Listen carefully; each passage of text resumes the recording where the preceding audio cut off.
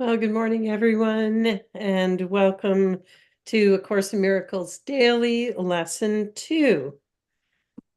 We are going to begin with a prayer from A Course in Miracles, and this is from text chapter 2.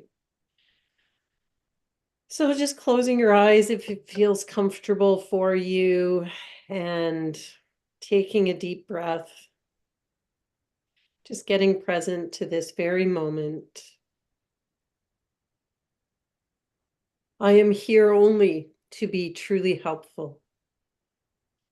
I am here to represent him who sent me.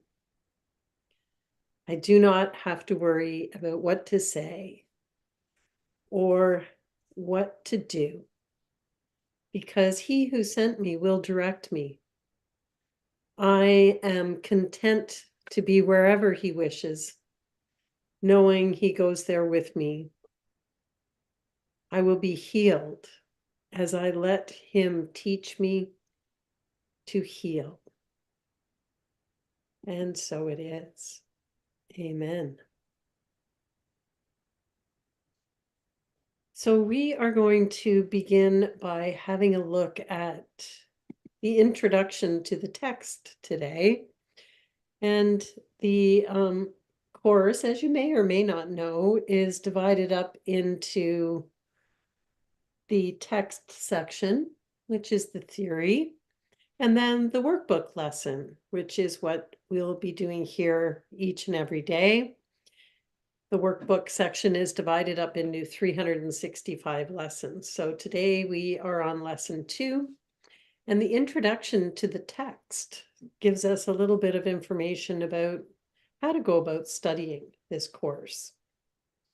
The introduction to the text says, "This is a course in miracles. It is a required course. Only the time you take it is voluntary. Free will does not mean that you can establish the curriculum.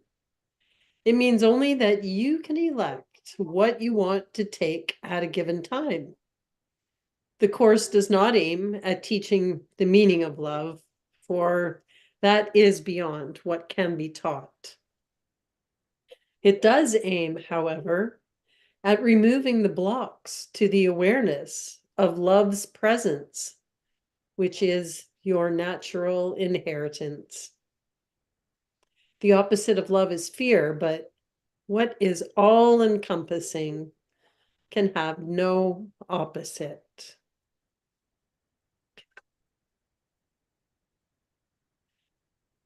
This course can therefore be summed up very simply in this way.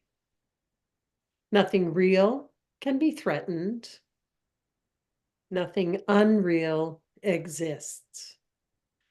Herein lies the peace of God.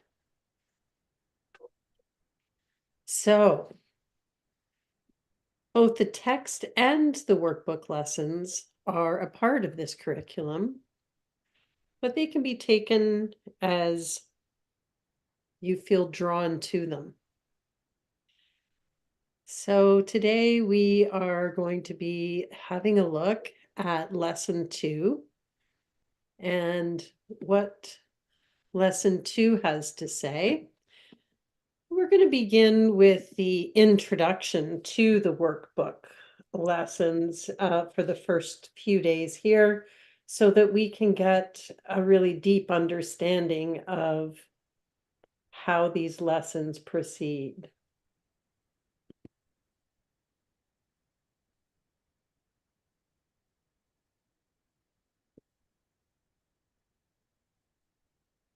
Did you want to start us off with the beginning of the introduction, Linda? All right, that would be great, Amy. I'd love to. It's such a pleasure for me to take this journey with you and with other interesting people that are on this journey to undo old beliefs in our minds and create new, beautiful realizations. So I'll start reading the introduction, and we'll follow that with lesson 2. So the introduction starts with a theoretical foundation such as the text provides is necessary as a framework to make the exercises in this workbook meaningful. Yet it is doing the exercises that will make the goal of the course possible. An untrained mind can accomplish nothing, and that to me is the key and core of the work. An untrained mind can accomplish nothing, but many of us don't know that our mind is untrained. But as we go along in these lessons, and the first 85 lessons are all about awareness. So as we wake up to realizing our mind is untrained, we then come from a platform of being able to look and choose willingly something different.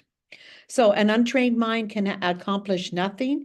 It is the purpose of this workbook to train your mind to think along the lines the text sets forth. So I'll read a few paragraphs here. The exercises are very simple. They do not require a great deal of time, and it does not matter where you do them. They need no preparation.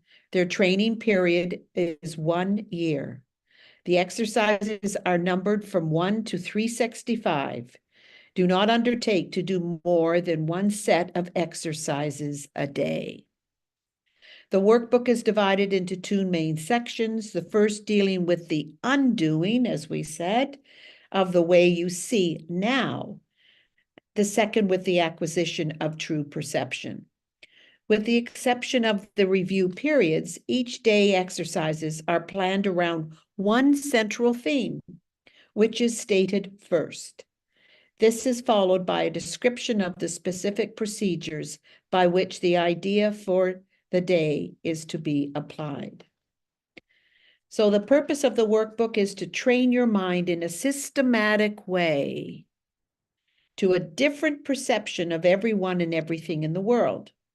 The exercises are planned to help you generalize the lessons so that you will understand that each of them is equally applicable to everyone and everything you see. Transfer of training in true perception does not proceed as does transfer of the training of the world. If perception has been achieved in correct connection with any person, situation, or event, total transfer to everyone and everything is certain. On the other hand, one exception held apart from true perception makes its accomplishment anywhere impossible. So what they're saying is, we're not here to change our what the lesson is saying. We're here just simply to embrace it at this time. It's not an intellectual experience. Just simply go with the flow of the words and go with them. It's not about analyzing these lessons. Simply read them and then do the required exercises and allow the information to just flow through you. Yes, and I love how it talks about the idea that there can be no exceptions. One exception held apart from true perception makes its accomplishment anywhere impossible. Yeah. And the idea that fully accepting the true perception, this change in perception, transfers to everyone in the world. Total transfer to everyone and everything is certain. The only general rules to be observed throughout then are, first, that the exercises be practiced with great specificity as will be indicated. This will help you to generalize the ideas involved to every situation in which you find yourself and to everyone and everything in it. Second, be sure that you do not decide for yourself that there are some people, situations, or things to which the ideas are inapplicable. This will interfere with transfer of training. The very nature of true perception is that it has no limits. It is the opposite of the way you see now. The overall aim of the exercises is to increase your ability to extend the ideas you will be practicing to include everything. This will require no effort on your part. The exercises themselves meet the conditions necessary for this kind of transfer. Oh, good. No effort on my part except applying them as they are specified.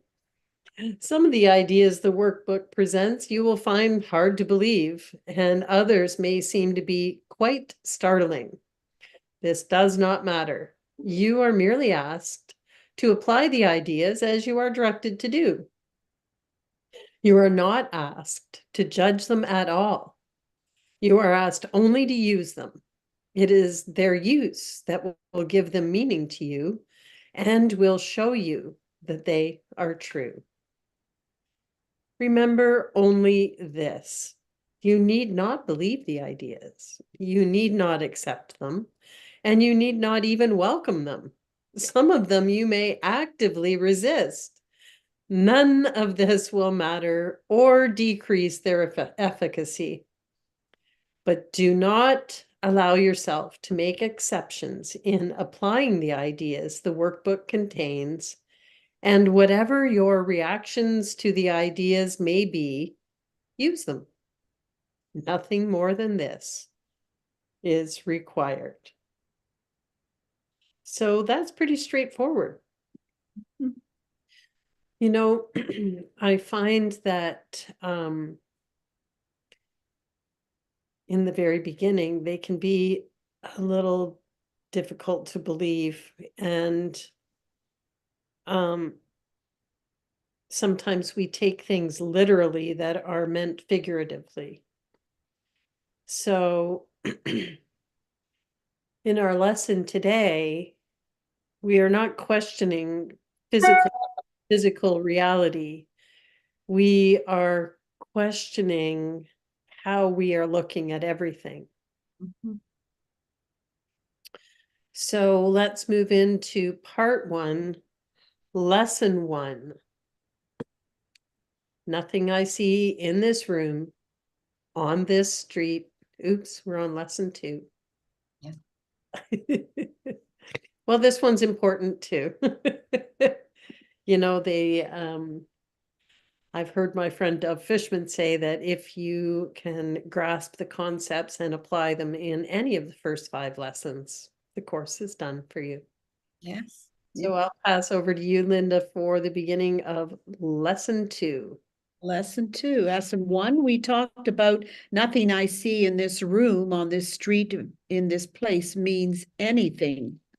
Now our lesson for today is lesson 2. I have given everything. I've given everything I see in this room, on this street, from this window, in this place, all the meaning that it has for me. So I think the key here is the first 3-4 words in the lesson. I have given everything. So whether we're consciously aware of it or not, we've given everything we see a meaning. Everything.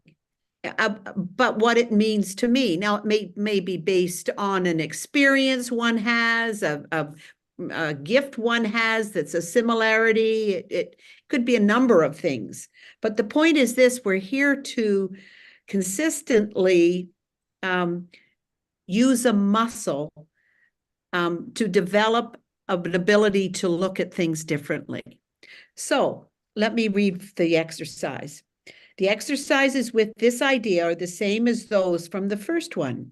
Begin with the things that are around you. So just let your eyes gaze around you and apply the idea to whatever your glance rests on. Then increase the range outward Turn your head and look around, include whatever is on either side of you. If possible, turn around and apply the letter to the lesson to what is behind you. Remain as indiscriminate as possible in selecting subjects for its applications. Do not concentrate on anything in particular, and do not attempt to include everything you see in a given area, or you will introduce strain. So we're not here to strain, just to witness. So like a cloud, just move around and look and witness it. Let your eyes gaze and then move on. Land and then move on. Merely glance easily and fairly quickly around you, trying to avoid selection by size, brightness, color, material, or relative importance to you. Take the objects simply as you see them, and that's important. Try to apply the exercise with equal ease to a body or a button, a fly or a floor, an arm or an apple. The sole criterion for applying the idea is merely to allow, anything is merely that your eyes have lit on it. Make no attempt to include anything particular, but be sure that nothing is specifically excluded. All right, so let's have fun with this exercise. So let's simply take 30 seconds. And as the lesson suggests, simply allowing our eyes to move around a room and just allow your eyes to land on an object, whatever. Just land and then move on. So in a continual motion, and we'll go around in a circle and look at to your side to you, and then around you to the back and forward. So we'll do that right now. Got 60 seconds. So here we go. So we're looking at everything as if it's the first time.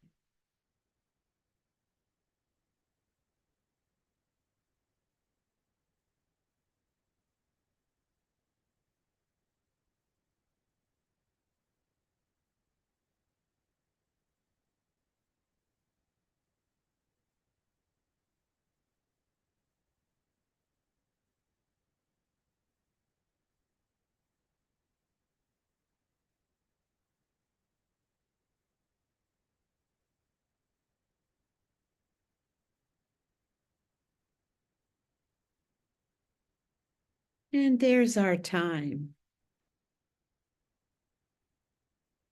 I actually found that very enjoyable. There was a sense of freedom of not judging anything, simply witnessing it. How about you, Amy? Did anything come up for you? Yeah, what was coming up for me is that everything that I have surrounding me in objects has a use, but is replaceable. That eventually this lamp that I'm using isn't going to work anymore. And it is going to move on to a recycling plant. That it is lovely, that I like the idea. It has a little colored nightlight on it, but it's not necessary that I have this particular lamp. It is important that I have a light, but not this particular one. And then I was looking at a bin in the corner that has quilts that my mom made for my family, all of my children. And I was thinking, it's not the quilt. I can buy a blanket anywhere. It's the love that she stitched into every single stitch of every single quilt that she made for my children, knowing specifically that she was making one for each of my children, and how while she was sewing them, she was thinking of my children. And this is the truth of what is real, the love. But as far as a blanket goes, I can get a blanket anywhere. So while it has a purpose, the love that went into it the enjoyment that she had while she quilted, the feeling of beauty that she felt as she stitched together all of the colorful fabrics.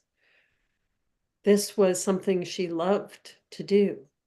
And so that expression of love is lovely, but to someone else would be meaningless. Mhm. It would be, you know, a blanket to be donated somewhere.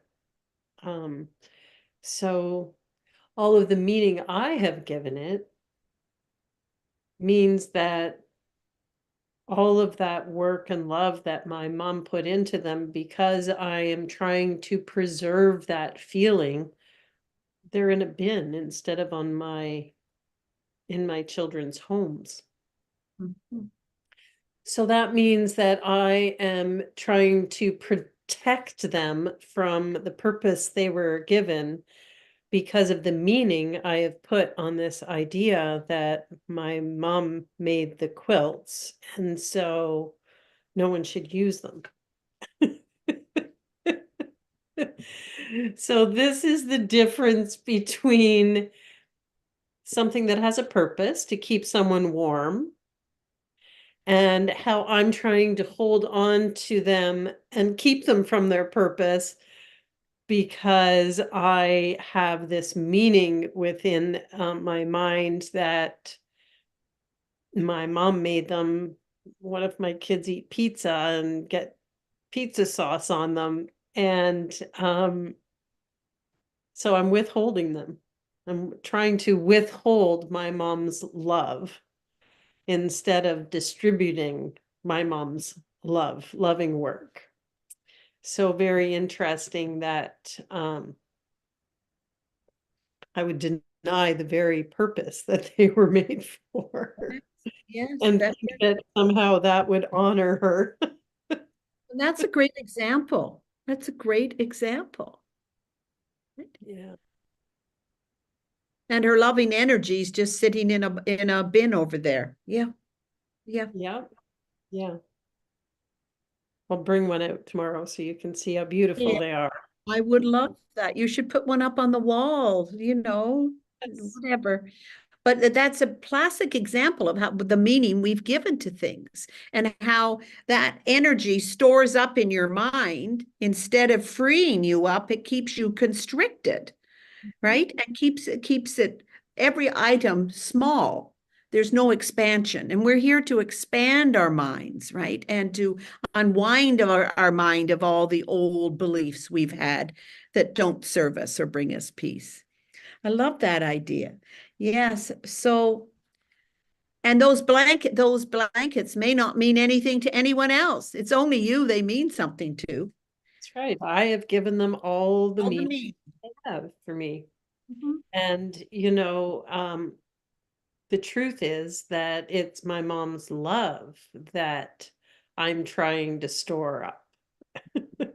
And she was so free in giving her love to everyone that's why every one of my 5 children have a quilt to show for it.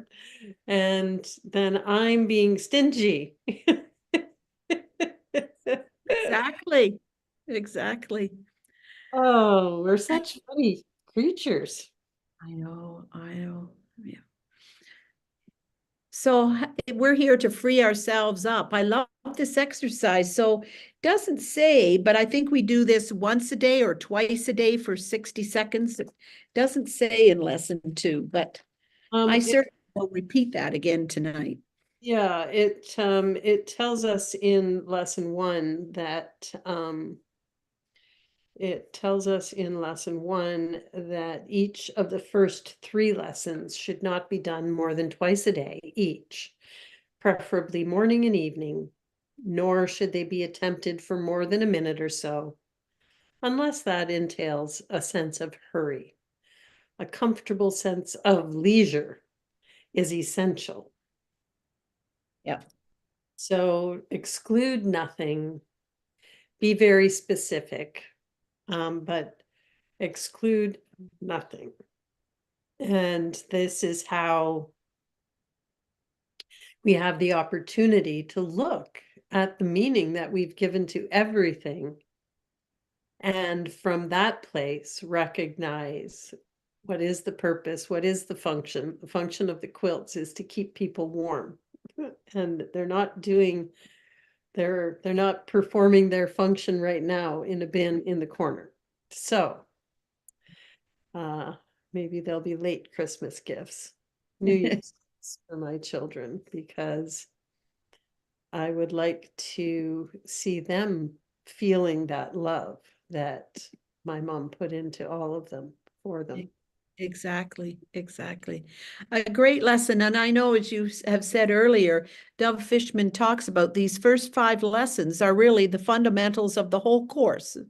We have a lesson a day for 365 days, but these first 5 lessons are pivotal to the real essence and understanding what the Course in Miracles is all about.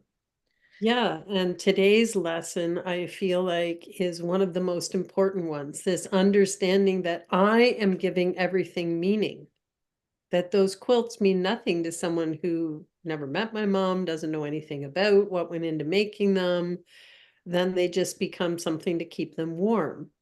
And the meaning I've given them takes them to a whole different place, a whole different realm than what they actually are. And the interesting thing too is that as we look around at all of these physicalities, all of this will crumble and decay. And, you know, if I was to move out of this house and no one moved in, within a very short number of years, it would be torn brick by brick right down to the ground by the vegetation. There'd be trees growing in here, and their roots would puncture the flooring and grow right through the concrete. So this is how we know that everything that we're looking at only has the meaning that we've given it, because it's transitory. And even the tree that grows through here is transitory. One day the huge oak will fall and become food for mushrooms and homes for squirrels. And that, in fact, the only truth is God's creations, which are eternal, like that love that my mom poured into those quilts. And that is the extension of love that this course talks about, that I feel it first and then I can extend it. Yeah. Yeah, it makes me think too of Jesus. He walked the world with no attachments. Mhm.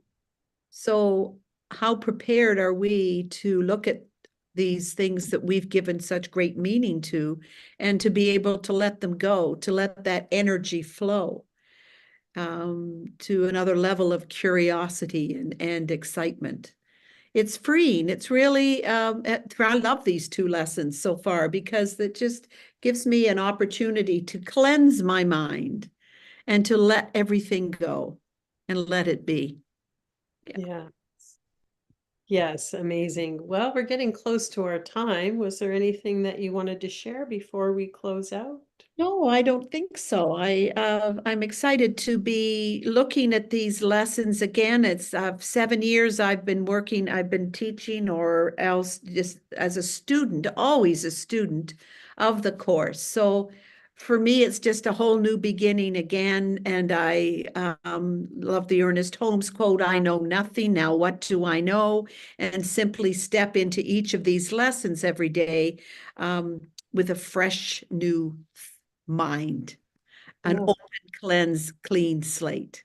Open Yes. at the top. I love that you brought Ernest Holmes and Science of Mind into the conversation. As we continue, we will be noticing how, as the Course says, there are many different paths leading us the same way. And it's interesting how the truth is always the truth. And that is recognizable. It's almost palatable when we hear something and we know, oh, yeah, that is the truth everywhere, not in one little corner and not somewhere else. All right, well, let's close out with a prayer. Should we do another one from A Course in Miracles? I think that's a great idea. Yeah, let's do another one. So this Yeah, is so exciting. So we leave with little homework today, just simply to take a minute and simply gaze around us again. And I've given meaning to everything. So simply let your eyes gaze upon other objects and let it go and let it go. And we'll be back tomorrow to review and to go into lesson 3. Look forward to it, Amy. yes, me as well, Linda. Thanks so much for joining me on this journey. And we'll just take a minute to sink into the presence of this moment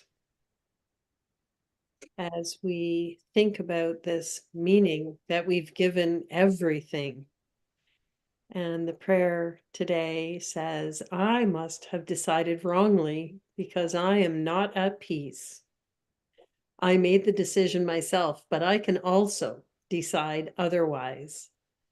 I want to decide otherwise because I want to be at peace. I do not feel guilty because the Holy Spirit will undo all the consequences of my wrong decision if I will let Him. I choose to let Him by allowing Him to decide for God, for me. Amen. And so it is. So it is. Everyone have a lovely day thinking about all of the meaning we have given everything we see. And we will be back again tomorrow. Thank you, Amy.